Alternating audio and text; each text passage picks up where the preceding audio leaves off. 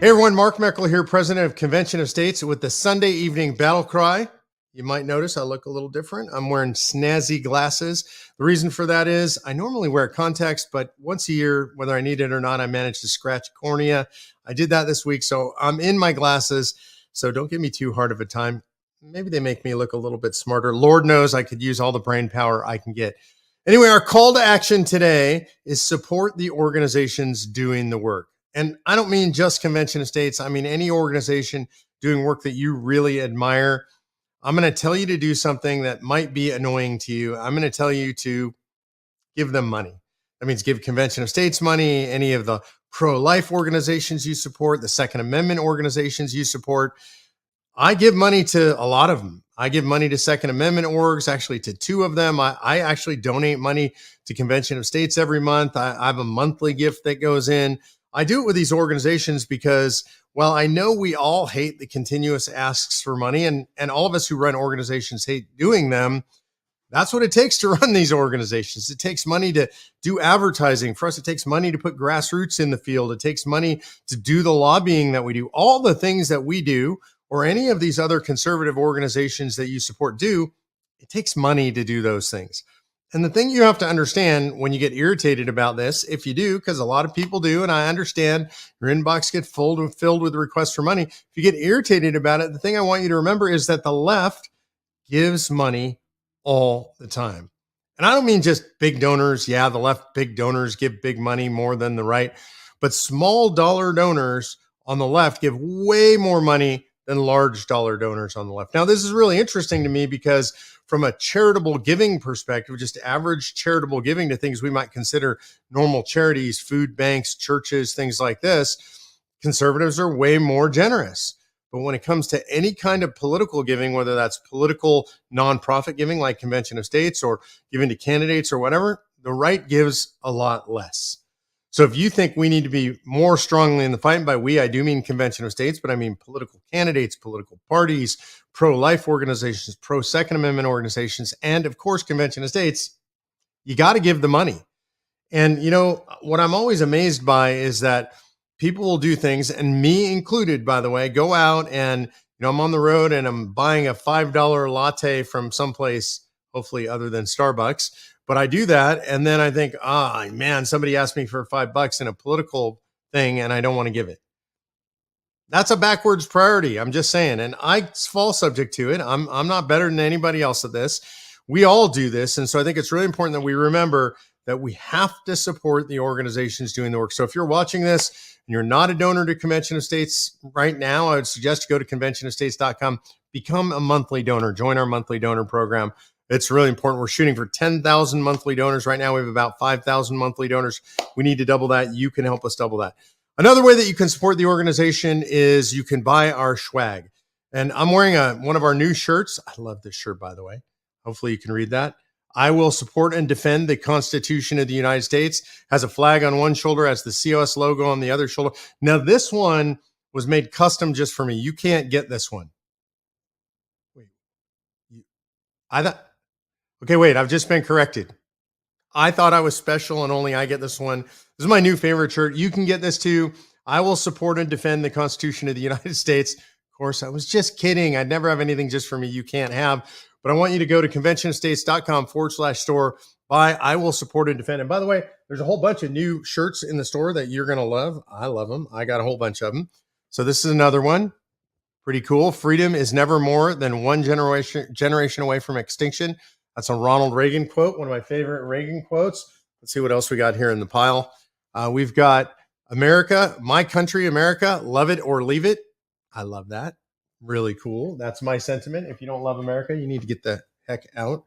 And then we've got this one, which is join or die. That's what it says on the front, real simple on the front. And of course, on the back, the very famous join or die snake, showing all the regions of the United States. All right. So go to conventionofstates.com/store and make those purchases now. That's another way you can support Convention of States. We don't make a lot of money on this stuff, but at least you can wear the swag. Go to conventionofstates.com and click the donate button and become a monthly donor. All right, let's get into the news this week. And we're going to start with, it's got to be the biggest news, right? McCarthy's out. Kevin McCarthy is out as Speaker. And Who's in? Nobody knows who's in.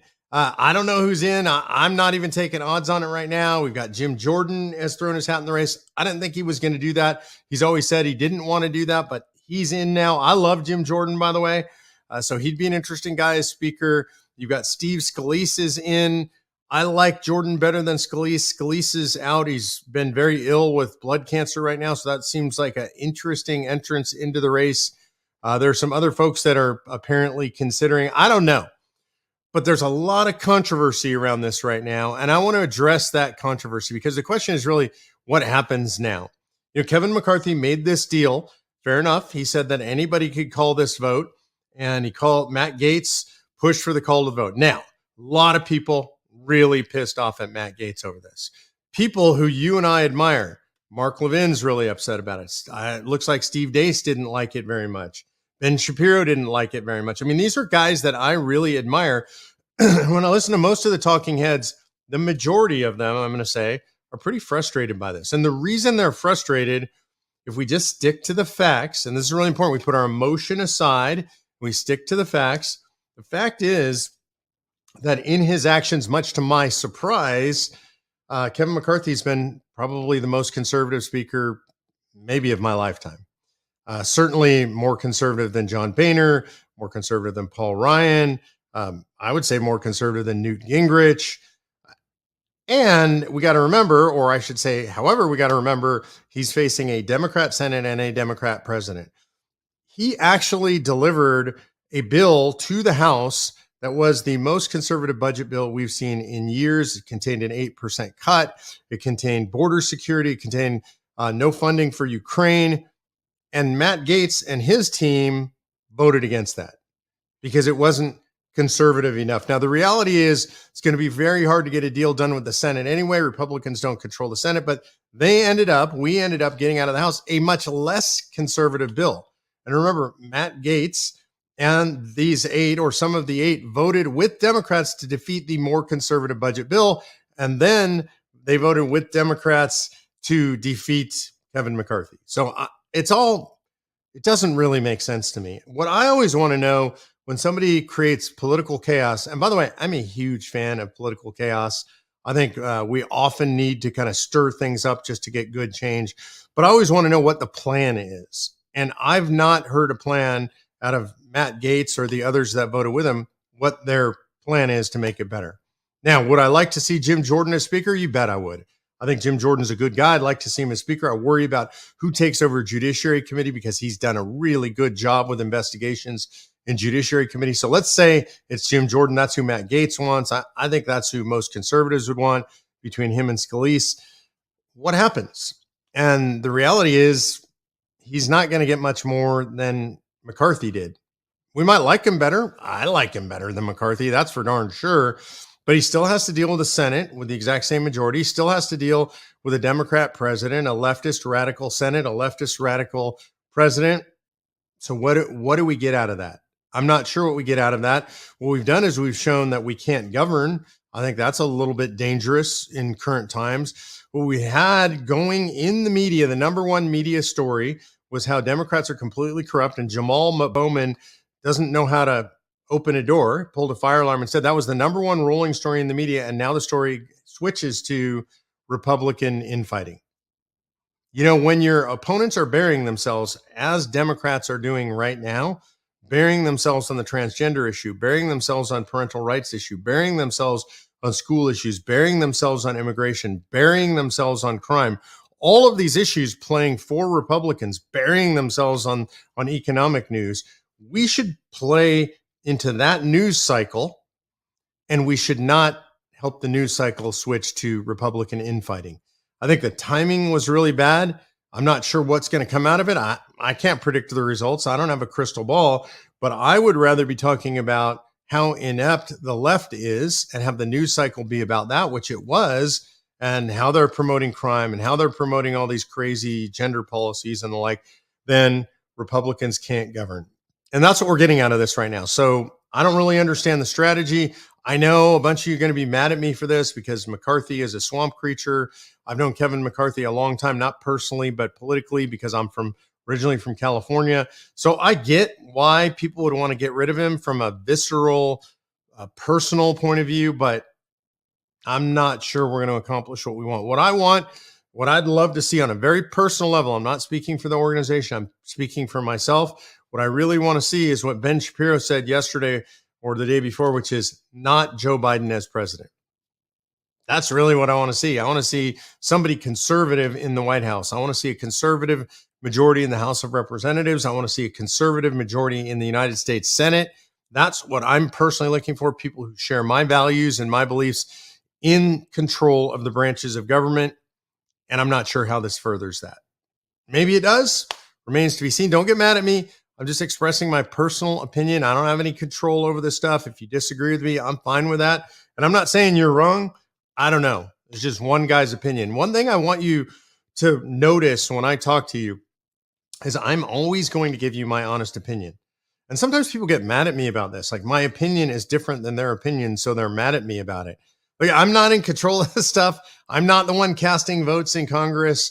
I only have so much influence, but I'm always going to be honest with you guys about my opinion. And I hope that that creates conversation. I hope it makes you think, if you have a different opinion than me, not think that you're wrong, but give you something else, another perspective to think about. When I hear from you guys, always gives me another perspective to think about. I'm not mad at you because we have different perspectives. I respect your perspective because I know you love your country. I know you're a constitutionalist. I know you're generally on the same side of the fight as me. So if you think something different from me, I try to get educated by that. All right, number 2, let's move on into the anti-immigrant blowback, because it is coming and it is coming hard. And this is a good thing for the United States of America. Now, I'm not saying immigration is bad. I want to be really clear.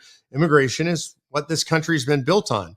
Legal immigration, limited legal immigration based on what benefits the United States of America, not what benefits our enemies, not what benefits our allied countries, but what benefits the United States of America and her citizens.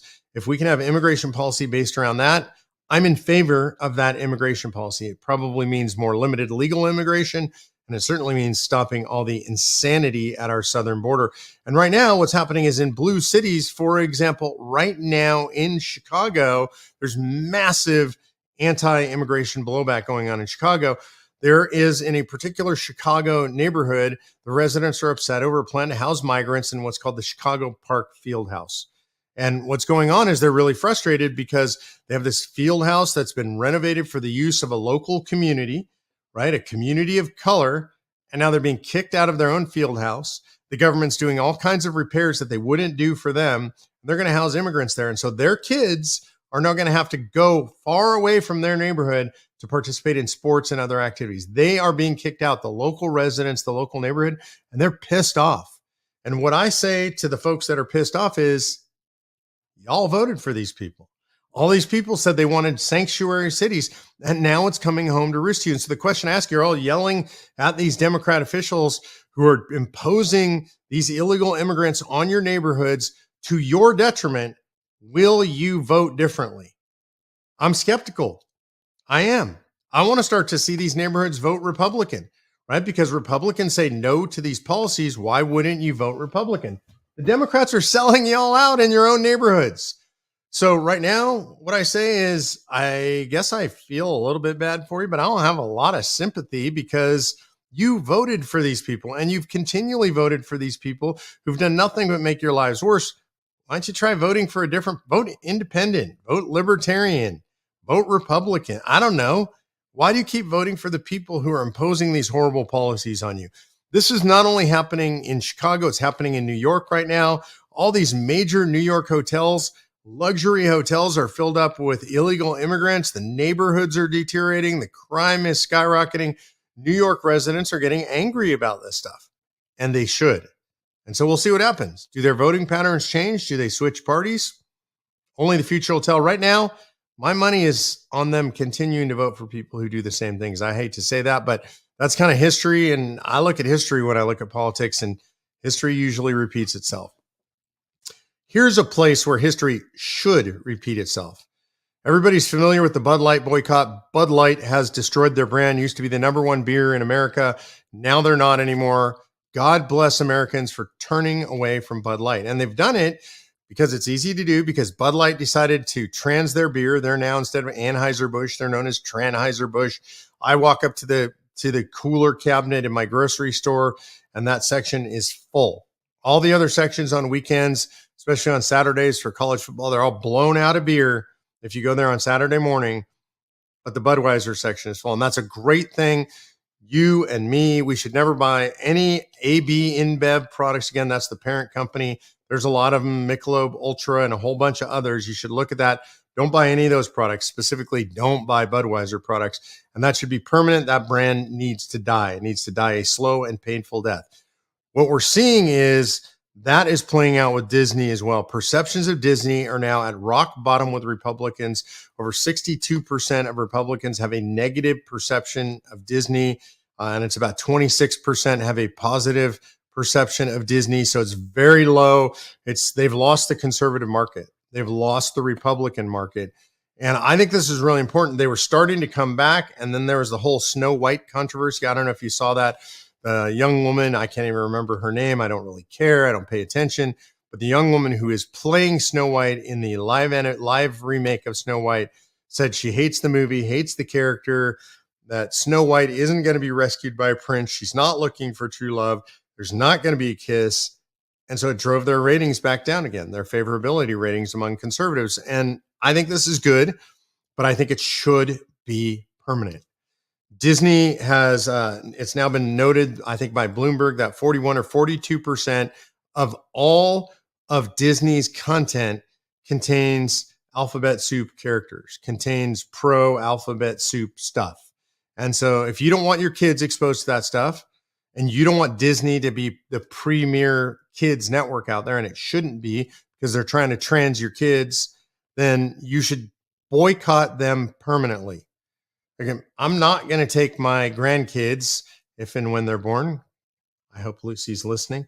I'm not going to bring my grandkids to Disney World or Disneyland. I'm not going to do it. I'm not going to watch Disney movies with them. We're not even going to watch the old Disney movies because Disney makes money off of that. We're going to look for wholesome content, and we are going to consume new wholesome content made by conservative content creators who share your values and my values. So just like Bud Light, this needs to be permanent pain imposed on Disney. No exceptions. If you have a Disney Plus, I know you might like Mandalorian or something like that, you need to cancel that subscription right now. Here's some more good news, just like Disney getting punished. Tennessee's ban on child sex changes was upheld in court as the Sixth Circuit Court of Appeals reversed a district court's preliminary injunction on the ban Thursday. This is extraordinarily good news. You should read the opinion. This actually now upholds the ban in Kentucky and in Tennessee. It's going to encourage more courts to do it. Because this is a Sixth Circuit Court of Appeals, it's going to be looked at by other states and other courts. They don't want to continue this precedent. They're probably not going to appeal this to the United States Supreme Court because they don't want a nationwide decision. But what was the best about this decision? I'm going to pull down, I think, a little of the language here because I think this is so interesting. What was interesting about it was that the court really went after what they were claiming in this case, and what they were claiming, what the alphabet soup people were claiming, the transgender people were claiming, that they're a politically powerless group. And activists said the law deserves heightened scrutiny because of the perceived perception or oppression of transgender people. Here's what the judge said. Whatever may have been true in the past about our society's treatment of individuals with gender dysphoria, some of it surely lamentable. It's difficult to maintain that the democratic process remains broken on this issue today. The President of the United States and the Department of Justice support the plaintiffs. A national anti-discrimination law, Title VII, protects transgender individuals in the employment setting. 14 states have passed laws specifically allowing some of the treatment sought here. 20 states have joined an amicus brief in support of the plaintiffs. The major medical organizations support the plaintiffs, and the only large law firms to make an appearance in the case all entered the controversy in support of the plaintiffs. These are not the hallmarks of a skewed or unfair political process. I think this is extraordinary because the judge is pointing out what we all know, which is to be transgender today, to support transgender rights is an exalted status in the United States of America. It's offensive, it's abusive, it's I think it's child abuse and childhood mutilation and all of the above. But now people elevate that. So no, they're not a protected class. They're not a special class deserving of special protection. The alphabet soup people actually have extra protection. Tennessee court upheld the laws in Tennessee. This will apply to Kentucky as well. So God bless Tennessee and Kentucky for doing this. And I hope that your state, if you live in a conservative state, is going to do the same. Well, as we do every week now, we have to do the presidential who's hot and who's not. And this week, I think you have to look at DeSantis and look at what DeSantis is doing. I think he's sort of flatlined in the polls. I don't think that's necessarily hot, but he's making some big moves. He's moving a huge chunk of his field team to Iowa. And I think this is an acknowledgement that he either performs in Iowa or he's out. That's what I think. And the field appears like it should be consolidating. Seems to me this should be a race between DeSantis and Trump and Haley. I think that would serve the country well. Trump is Trump. We all know who he is, and love him or hate him. And I love him for what he did. Best president of my lifetime. He's leading. And he's leading in every poll, in every state, in every way. I think the only possible contender, really, in my opinion, is DeSantis, and that would require a consolidation of the rest of the field, and honestly, an improvement in DeSantis's campaign. So maybe it's going to improve, maybe not. Haley is sort of the other wing of the party. I would describe her as the more establishment wing of the party. She's an attractive candidate in the sense I think she's very articulate, but I don't really like her on a personal level. Just this is me personally. Again, I'm not speaking for any organization here. I'm not endorsing any candidate. So I would say right now, this week, if I had to pick a hot, I don't think anybody's particularly hot. Maybe it's Haley moving up a little bit. Trump is spending all of his time in a courtroom. I think he's not hot right now. I think that's not good for his campaign. It's not good for America. It's really bad. So I think Trump being locked down in a courtroom, not good, makes him not hot. Not his fault. Not criticizing Donald Trump for that. It's a bogus proceeding. But I think that does shackle him a bit, and I think it's not good. So if I had to say who's hot, who's not, I would say DeSantis is level. Haley may be on the upswing a little bit, and Trump, because he's been locked down in court, not as hot this week. You know, something that we talk about all the time, and I get joked with about all the time, is the fact that I'm always on the road. I spend a lot of time on the road. I try to be home so I can be here with my family on Sundays. Sundays is our Sabbath day. Pretty much live that. And so I can be with you guys on Sunday. But everybody always wants to know where I'm going, where I've been. This week, early in the week, I was in Houston for some meetings. So driving around Texas, my home state. I'm not traveling the rest of the week. I didn't travel the rest of the week. And it looks like I looked at my calendar right before I filmed this. I think I'm home all next week. What's wrong with you people? Nobody requested me out in the field. It's actually rare good news for me. I think Winston and Levi are particularly happy about that. Can't you tell how excited they are? Can you see Levi back there? I mean, he's just jumping for joy. Winston, you can't see. He's on the other side, out of frame. They're excited I'm home. The big question is, will Patty be excited I'm home? You know, she works so hard raising money for the organization. Sometimes I don't see her. We're in the same house in two separate offices. We don't see each other as much as I would like because she works too hard. Anyway, that's where my travel is taking me this week. We're going to go to Q&A now. My favorite part. You know why that's my favorite part? Because every time you guys ask me questions, especially when I'm out on the road, I learn something. I get educated from folks in the field. So we're going to go to our questions. This is an interesting name. Barabbas asks, what are your news sources? So I'll tell you, my number one go-to news source is the Daily Wire. And I don't get paid for saying that. I don't have any sponsorship deal with those guys. If I can only listen to one thing, then I'm going to listen to Ben Shapiro's podcast. And he talks really fast. You get more information from Ben than you can get from anybody else in an hour. And he's always up on the latest news. So I listen to Ben. I listen to him at 1.5 speed, believe it or not. Drives Patty crazy, but I do. So I listen to Ben. I'll listen to Matt Walsh if I can. I listen to Michael Knowles if I can. I love Andrew Klavan's longer form about culture on Fridays. So that's number one for me. But I also read others. I read Daily Caller. I read Daily Wire. I read Hot Air. What else do I read? I read Instapundit pretty much all day long. I'm poking in on Instapundit. What else? Powerline Blog is another one that I read constantly. Jeff Childers, I've started reading his daily newsletter. So those are some of my normal go-to places for news. By the way, you'll hate this, but I check in on MSNBC, I check in on CNN, the three majors, ABC, CBS, and NBC.